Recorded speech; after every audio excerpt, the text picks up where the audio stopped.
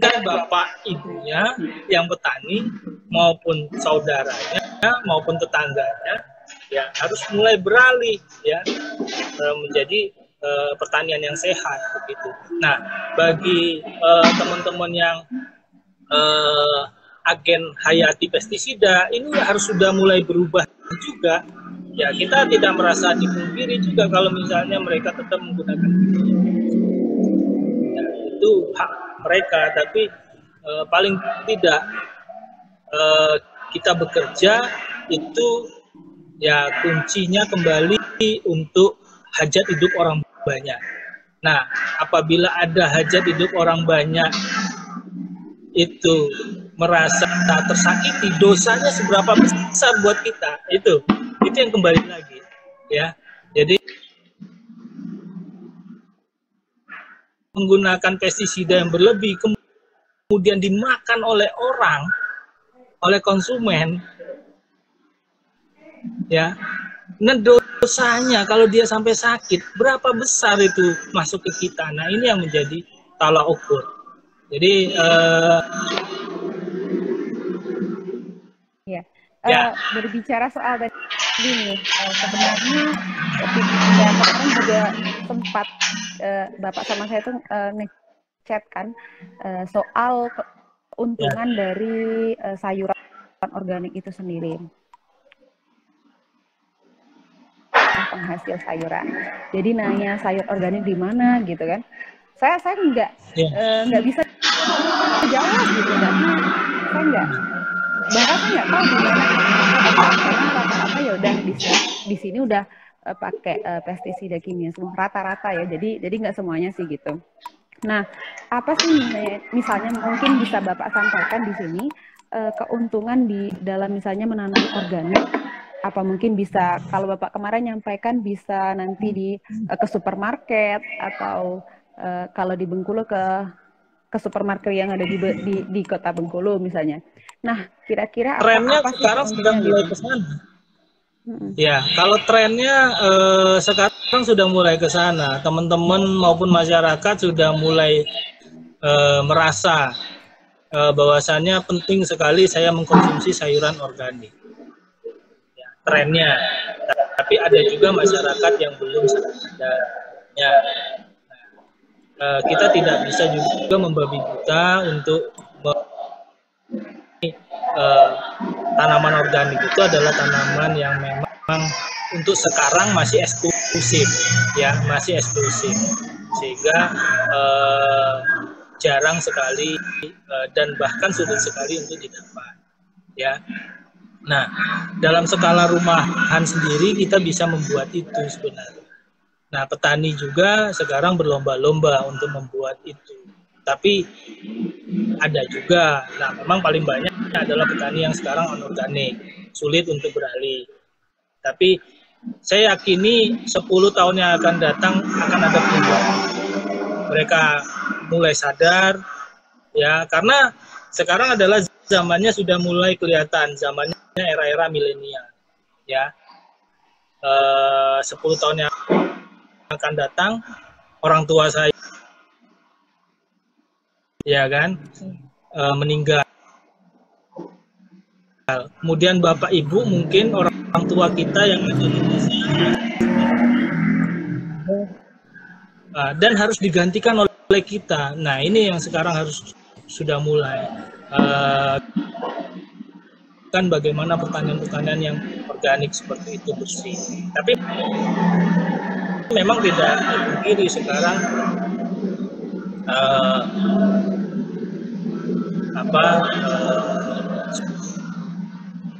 karena ketidakmampuan mungkin pengetahuan banyak masyarakat kita. Tugasnya kita yang harus memang sekarang anak muda, pemuda yang memberikan contoh kepada mereka. Ini loh saya punya lahan pertanian organik. Nah, bandingkan. Nah, lahan organik ini tadi, lahan pertanian organik bisa kita sejajarkan dengan bagaimana pariwisata. Ya, mereka petik sendiri, mereka timbang sendiri, kemudian bayar. Nah, ini yang menjadi. Nah, masyarakat kota sekarang merindukan itu sebenarnya. Bagaimana mereka mau piknik, beli sayuran, merasa puas, mereka petik sendiri. Mereka timbang, entah itu stroberi, entah itu menanam sayur maupun menanam yang lainnya, itu tidak langsung serta-merta banyak begitu, ya. Bisa dipola-pola dalam artian, oh ini polanya berapa petak untuk sayur-sayur ini berapa petak seperti itu, sehingga banyak jenis beragam, sehingga lebih mengasihkan. Nah, ini akan menjadi subsidi silang nantinya. Ada yang dia harganya tidak begitu tinggi, akan tertutupi dengan tanaman yang lain yang mungkin nilai jualnya lebih tinggi. Nah, ini salah satu solusi. Jadi tadi Bapak bilang soal misalnya menanam sayur kemudian dipetik sendiri gitu kan, apalagi sayur itu sayur organik. Jadi ini terwacanakan, bahkan ini tapi kerja sama-sama yang pemilik tanah dan para petani ini yang kemarin mengalami kendala. Jadi di Kabawetan itu kan Bapak tahu kalau Kabawetan adalah daerah pariwisata gitu. Jadi potensi besar ketika mungkin orang-orang sedang piknik nih di kebun teh. Jadi kalian cari sayur yang petik sendiri. Nah sebenarnya ada potensi itu di sini gitu.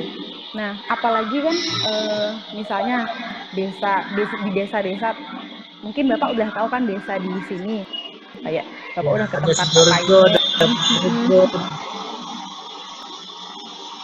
kampung kopi kalau di sana punya papaya. Nah saya di desa saya itu di desa Tugurejo.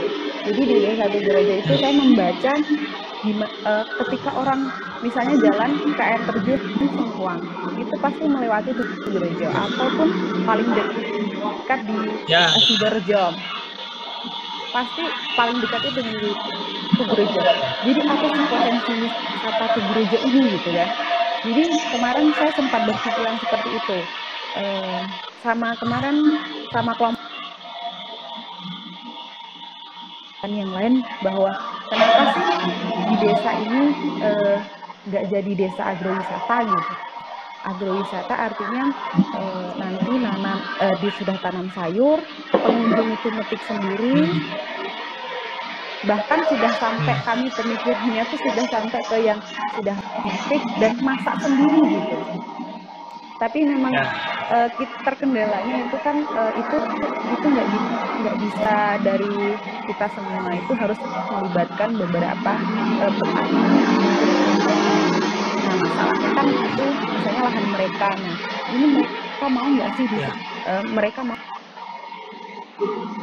mungkin apa ya, kalau kemarin itu kendalanya ya bilangnya gini, belum ada pembuktian ataupun belum pernah melihat secara real ya apa ya, jadi mereka tuh meragukan seperti itu gitu. Meragukan soal itu. Memang ya kita sebenarnya udah coba sih Pak di September 2019 itu Tugurejo di Festival Menteng Kale waktu itu. Nah kebetulan Tugurejo di bagian agrowisatanya sudah dibuat, ada kebun stroberi, kemudian labu, banyak lah gitu. Jadi harapannya kemarin gitu, tapi ya mentok sampai di situ gitu. Harusnya kan ada potensi gitu kan di daerah sektor pariwisata terutama. Jadi gitu kendalanya kalau misalnya memang mau buat kayak nanam sayur kemudian petik sendiri sama pengunjung gitu kan, nimbang sendiri gitu. Jadi itu sih Pak kendalanya kemarin.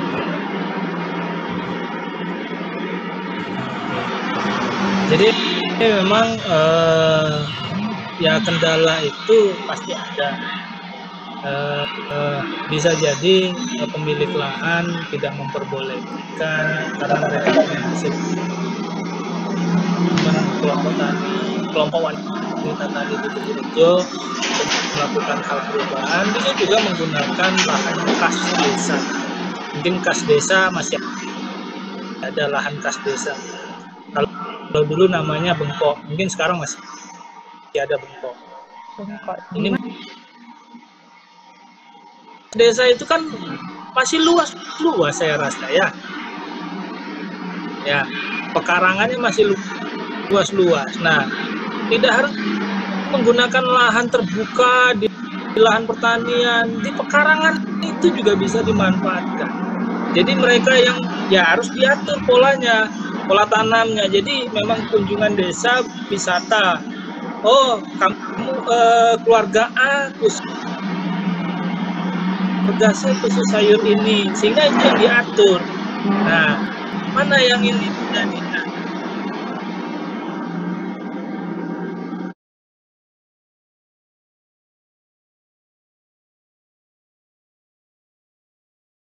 Baru tanpa kita memulai, ya tanpa kita memberi contoh juga tidak akan memberikan dampak. Intinya di situ. Ya. Nah.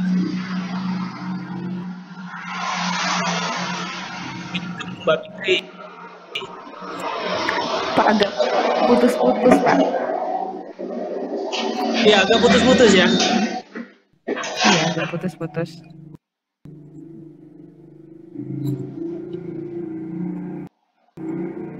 Iya. Halo? Ya, Pak? Nggak, iya, jelas. Halo?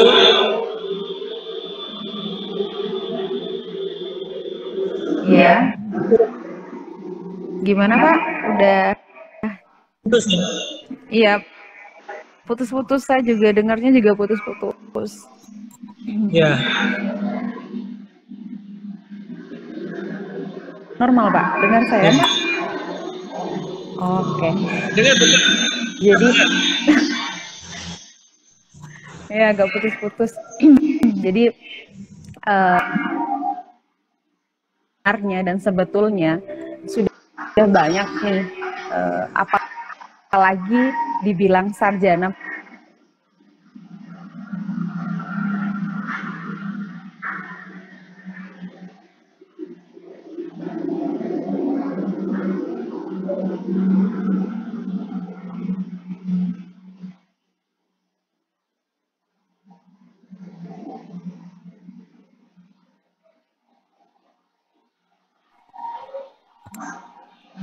Halo, Pak.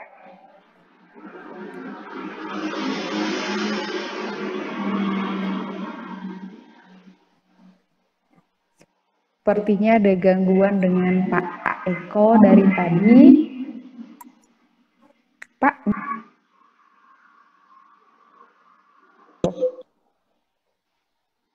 Terus dengar jelas suara saya? Sekarang jelas, sekarang jelas. Hanya redup juga kayaknya ya.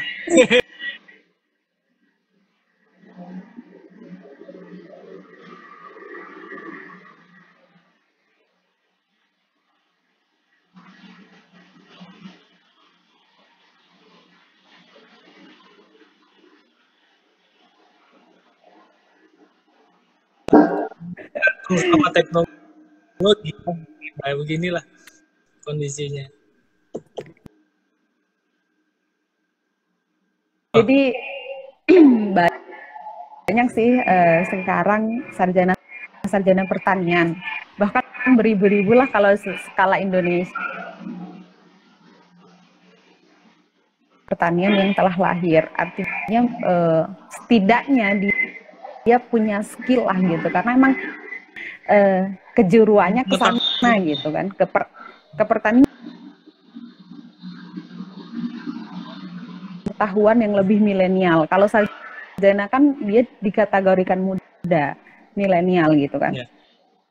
Tapi yang saya yang terjadi sekarang itu mereka tidak terjun ke pertanian. Halo Pak.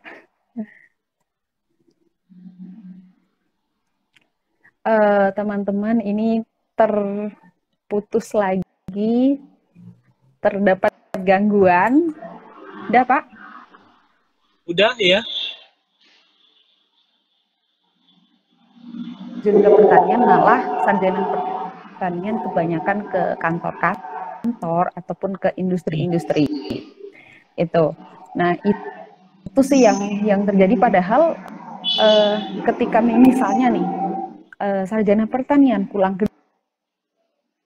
paham teknologi, itu akan sangat menguntungkan bagi desa itu. Tapi kebanyakan ya kerja di kantor, kalau enggak dia itu merantau ke kota gitu. Saya juga tidak menyalahkan mereka harus pulang ke desa, karena memang kadang pun di desa tidak, kalau kata curhatan teman-teman nih, kadang di desa nggak diterima, maksudnya nggak diterima soal pengetahuannya, sok pinter lah dan lain-lain. Sebenarnya itu sih Pak, udah banyak sarjana pertanian, tapi itu tadi dia lebih ke apa namanya, ke kota, dan juga dia ke kantor ataupun ke industri. Nah, gimana menanggapi itu? Karena banyak omongan di desa, mereka merasa berkecil hati untuk memajukan desanya, maka mereka lari ke kota. Ya, ini banyak juga yang kalau saya berpikirnya begini, menjadi pemuda tangguh di desa, kita apalagi sudah sarjana, punya banyak pengetahuan, ya ada omongan-omongan negatif seperti itu, ya harus kita singkirkan, ya. Omongan itu bisa kita terima apabila memberikan dampak positif untuk kemajuan kita maupun orang lain. Tapi kalau itu berdampak negatif untuk kita, ya harus kita singkirkan. Ya ibaratnya rai gedek lah. Kalau bahasa desanya rai gedek. Indah ya obrolan orang yang nggak ada gunanya ya bagi kita gitu. Ya kalau menurut kita baik, ya kita lakukan. Nah, yang ini menyebabkan pemuda desa tadi merasa kurang enak, sehingga mereka lari ke kota. Di kota mereka menjadi seorang karyawan, ya bekerja. Apalagi dia sarjana pertanian, malah kerjanya terkadang di luar dari bidang, ya, kadang jadi jadi apa, padahal dia punya ilmunya, ya. Terkadang dia jadi bisa ya kerja di toko, kemudian jaga counter, jaga toko pakaian, padahal potensi di desanya semakin banyak, banyak sekali, ya. Karena obrolan orang tadi, mereka harus lari begitu kan ke kota. Benar. Pulang ke desa, kerjanya di kantor, itu kerjanya di mana, bawa uang banyak begitu. Nah sekarang coba dihitung lebih banyak bagaimana dengan hasil dari pertanian ketimbang hasil dari kita bekerja rasa ini. Tapi kalau saya dulu waktu di desa juga sama. Saya bilang sama teman-teman, kalau saya raih gedek aja, saya bilang terserah obrolan orang mau apa. Contoh sekarang saya di sini juga sama, dibilang Pak Eko itu orang gila itu, masa nanam kurma di pantai bisa berbuah. Kun fayakun sudah, saya bilang begitu. Kuncinya saya menjalankan sunnah yang ada di Al-Quran, kewajiban yang ada di Al-Quran dituliskan. Nah seperti itu. Di samping ketimbang saya nganggur, ya saya tanam yang lainnya, memberi contoh, ya kan, organik, kemudian bagaimana membuat pestisida organik, herbisida organik, semuanya ya kita organik. Nah, ini yang harus dirubah. Nah, kembali lagi mindset ya. Pola pikir. Pola pikir seperti itu yang sekarang juga kalau kita mungkin merubah mindsetnya orang tua kita, mungkin disangka mending kita merubah mindset kita aja dulu ya, merubah mindset kita ya secara langsung. Nah, itu yang harus kita lakukan sekarang. Yang merubah mindsetnya ya harus praktek. Tanpa praktek ya omong kosong, bagi saya seperti itu. Ya, mungkin itu. Ya, keberhasilan ya kita tidak bisa langsung dapat banyak dan bagaimana. Tapi keberhasilan itu akan datang suatu saat. Intinya di sini. Nah, ini kita sampai jam berapa? Nah, gitu ya. Jam 17.45, Pak. Jadi sekitar ada 20 menitan lagi. Iya, jadi jangan sampai maghrib ya, Pak ya. Nanti Bapak belum pulang, belum mandi. Orang mandi mambune ketokene, Pak. Kebetulan kebune Onigo nantinya ya. Mungkin kan waktu nanti lagi ngobrol-ngobrol mungkin di mana begitu kan, itu juga bisa. Oke, 17.45 ya, kita lanjut lagi yuk. Oke. Jadi petani itu ya ini dokumenan nih. Jadi saya jadi petani bebas berkreasi tanpa terikat merdeka. Benar sekali sih. Karena ketika misalnya jadi karyawan misalnya di kantor ataupun di mana di industri, ketika mau libur ketika mau libur tapi bukan hari libur nggak bisa. Tapi ketika kita pertanian itu juga, petani itu adalah pekerjaan yang paling merdeka sih bagi saya gitu. Nah, dan juga nih, ini udah banyak sekali yang nonton. Tadi ada beberapa pertanyaan sih yang belum ini Bapaknya muter-muter lagi ya.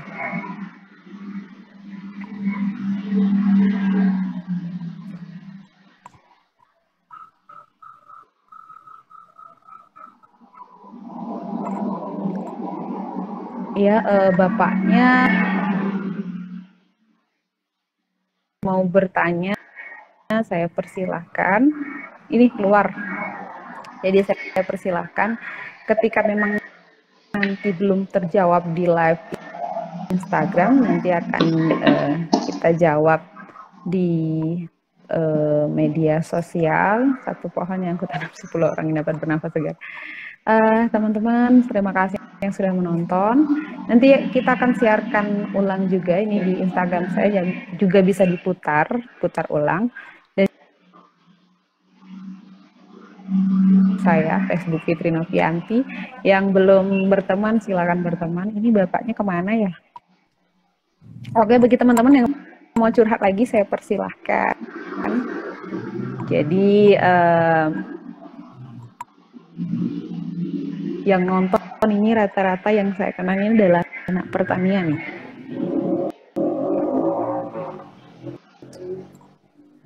Jadi emang sebenarnya dari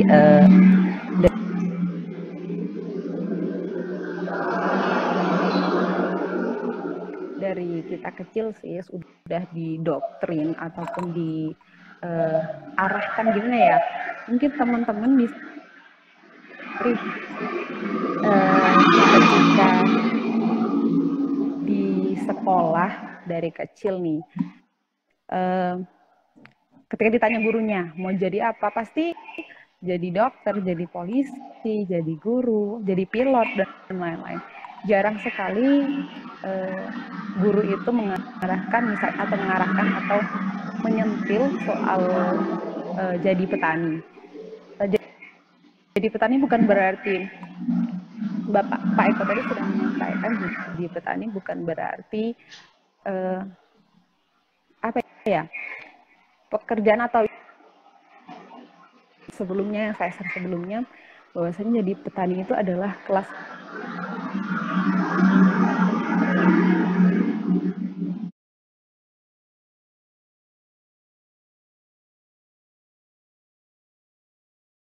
dari kecil. Aduh, ini udah banyak yang nanya.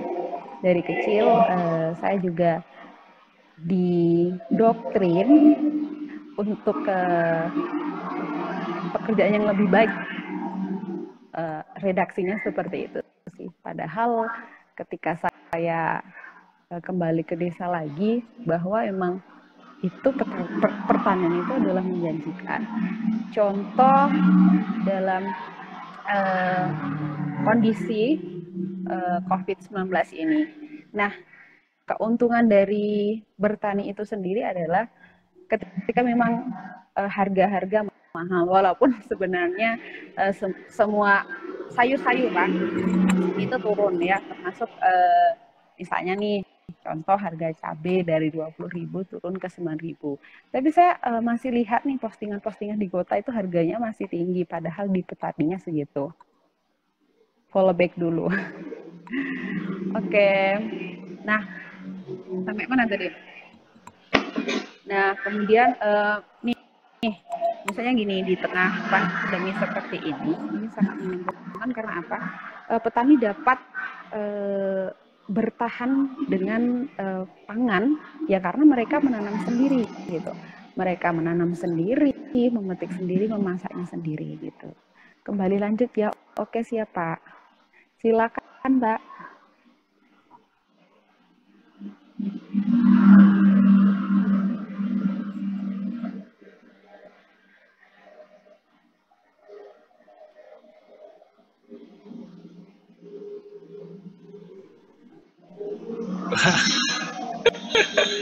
Iya Pak. Iya. Nggak tahu ini. Saya mungkin paketnya ya kehabisan atau apa nggak tahu, tiba-tiba terus langsung ini lagi. Jadi data seluler itu saya harus matikan, kemudian saya hidupkan lagi, terus jalan lagi sekarang. Ini nggak tahu juga. Oh iya. Ya, mungkin banyak serangan, banyak hama. Sampai di mana tadi ya? Nah, ini malah banyak pertanyaan, bingung saya sampai di mana tadi, ya ampun. Sampai di ini sih. Yang kita bahas soal mungkin kita jawab ini sih dari DOAP. Nggak muncul ya di ini Bapak, di live Bapak. Muncul nggak?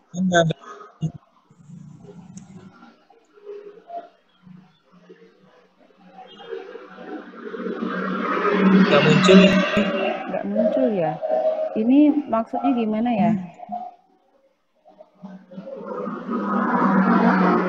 Jadi pertanyaannya gini, ini nyambungnya kemana sih?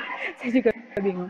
Assalamualaikum Pak, mau tanya gimana jika kita dibenturkan dengan realitas sebuah kehidupan? Contohnya kita butuh uang untuk memenuhi kebutuhan hidup dan di masa depan apa dan masih depan. Nah itu gimana ya? Di masa depan. Di masa depan, ini di masih depan terusnya. Gitu doang, saya nyambungnya kemana ini? Oke, mungkin begini maksudnya tadi kita butuh uang nih dalam skala cepat sekarang, tapi kita menjadi petani kita harus menunggu panen dan segala macam. Ya, salah satu celengan di petani itu ya ternak, salah satu. Ya, ternak. Jadi kalau kita menjadi seorang petani, ya itu tidak harus langsung dihabiskan begitu saja, harus dialihkan ke ternak, sehingga itu menjadi celengan di petani. Contoh, ada beberapa petani saya di Rembang, ini kerjasama dengan perusahaan, ya. Kemudian ada di Malang juga, ya. Mereka bertani tembakau, kemudian ibu-ibu taninya itu bertani sayur mayur. Nah, untuk celengan sekolahnya anak-anak mereka itu adalah dari ternak, entah ayam, ada kambing, ya. Kemudian nanti kambingnya itu dibeli oleh perusahaan, begitu. Pada waktu menjadi penyuluh saya seperti itu. Jadi dan ini mindsetnya merubah, sehingga anak yang tadinya sekolah dari hasil pertanian dan mereka diwajibkan untuk kembali ke petani. Seperti itu, ke pertanian lagi. dan itu harus begitu, dan itu dijamin, ya. Nah, ini yang sekarang harus mulai dirubah. Nah, bagaimana di petani ya, kebutuhan memang semua orang pasti butuh uang, butuh modal, butuh dan segala macam. Maka ya itu tadi, bertani itu tidak sekedar punya tenaga fisik, tapi harus juga menggunakan akal dan pikirannya begitu, ya. Bagaimana mengelola keuangan, apalagi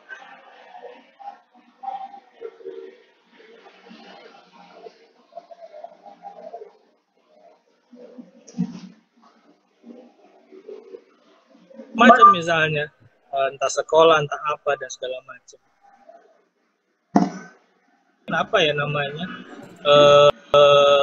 impact yang saya kebutuhannya mendadak ini harus ada. Nah, kunci yang kedua adalah buatlah lembaga. Nah, lembaga tadi yang menjamin apabila ada kebutuhan. Nah, petani yang termasuk di dalam keanggotaan lembaga itu, misalnya koperasi, entah koperasi tani, entah kelompok tani tadi bikin apa seperti itu, yang menjadi lembaga syariah petaninya, ya.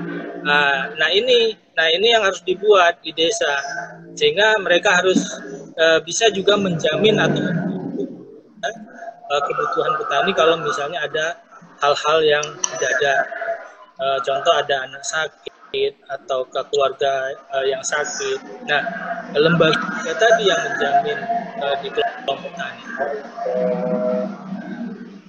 Oke. Nah tadi, ini udah mulai ada Iya. Iya, sebentar lagi Pak, karena emang sudah mau berakhir. Masjid ngaji. Iya, agak terganggu ya Pak yang. Agak terganggu. Ya, mungkin inilah karena dekat masjid soal. Ya, dekat masjid. Ya, gitu. Nah, ini Pak, mungkin kalau kan nih bisa lakukan ya minimal apa sih yang bisa dilakukan gitu kan. Nah, kira-kira apa nih Pak dari Bapak? Yang bisa dilakukan oleh pemuda ya, gunakan kemampuan yang ada, ya, kemampuan yang ada sekarang di desa semaksimal mungkin. Jangan pernah ibaratnya menjadi seorang yang merasa minder. Bahwasanya saya pemuda desa tidak bisa maju seperti pemuda-pemuda yang ada di kota. Karena sekarang pemuda kota itu adalah tumpuan pemuda desa. Tanpa ada pemuda desa yang mungkin ya di daerahnya sudah tidak punya orang tua yang bertani lagi, ya itu tugasnya pemuda desa yang harus sekarang mengembangkan pertanian yang ada di desa.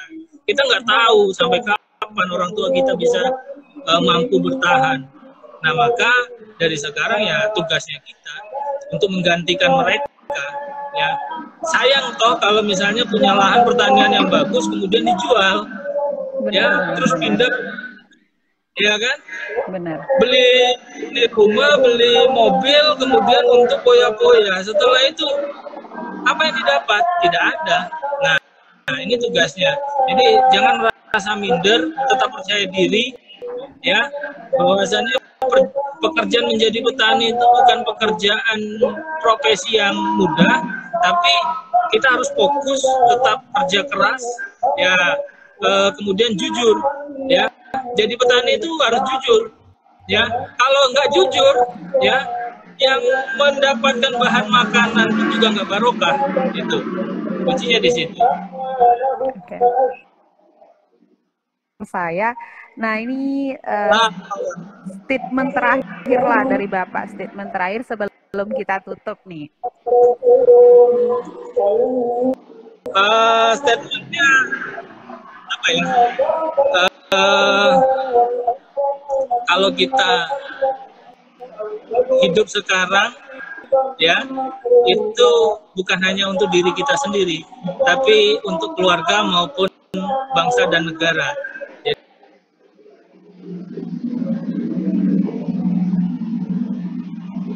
Berkecil hati bahwasanya kita menjadi petani itu menjadi orang yang rendah maupun yang seperti kotor dan segala macam, itu bukan pekerjaan yang mudah sebenarnya. Jadi kita menjadi petani atau pemuda tani di desa itu harapannya adalah untuk memberikan kontribusi kepada diri kita, kepada keluarga maupun kepada bangsa dan negara. Jadi kita menjadi pemuda tani itu negara apa ya, ibaratnya memberikan bergantung kepada kita, ya.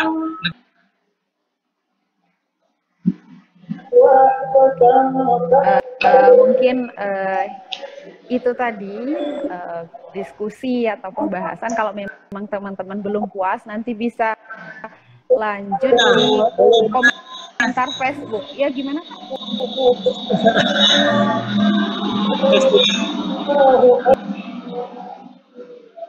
Ataupun saya maaf ini pertanyaan yang belum terjawab, nanti bakalan boleh komentar di Facebook. Nanti saya buat statusnya, nanti saya tag Pak Eko, jadi nanti bisa balas-balasan di situ. Nah, seperti itu. Dan juga buat teman-teman nih pemuda di desa dan juga di seluruh Indonesia, pemuda itu adalah agen perubahan. Artinya untuk merubah bangsa itu diperlukannya pemuda. Makanya harus semangat, harus tetap ini kalau Pak Eko bilang tadi harus punya telinga gedek gitu ya. Gedek itu kayak dinding, jadi harus tebal telinganya gitu. Jadi saya berharap untuk semua petani muda untuk bersemangat, karena semangat itu akan menularkan ke sibuknya. Terima kasih Pak, waktu sibuknya untuk ngobrol bareng saya sebagai perwakilan Karang Taruna dan juga KWT. Gimana Pak? Nanti kapan-kapan bisa ngobrol lagi kok. Boleh. Siap ngobrol lagi. Nah, dan juga saya juga ucapkan terima kasih untuk teman-teman yang sudah bertanya, yang kami mohon maaf apabila terdapat kata-kata kesalahan ataupun menyinggung kawan-kawan semua. Sekali lagi saya ucapkan terima kasih, dan boleh bertanya di Facebook, nantinya akan saya sambungkan ke Pak Eko.